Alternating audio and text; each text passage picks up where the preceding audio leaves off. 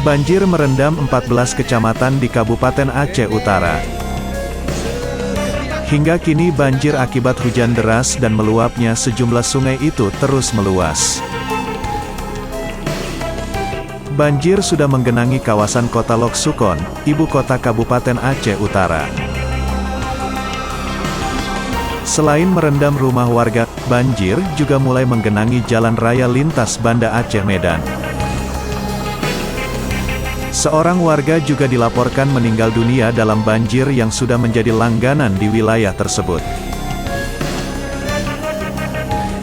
Wakapolres Aceh Utara, Kompol Joko Kusumadinata, mengatakan, pihaknya telah mengerahkan anggotanya untuk membantu warga. Menurutnya ketinggian air terus bertambah mengingat curah hujan masih tinggi di wilayah tersebut. Jadi untuk personil yang kita turunkan dari Polres Aceh Utara sementara masih 50 personil dari Satuan Lalu Lintas, Satuan Sabara, dan dari Polsek Lok Sukon yang tugasnya untuk sementara mengatur arus lalu lintas utamanya di seputaran jalur utama kota Lok Sukon.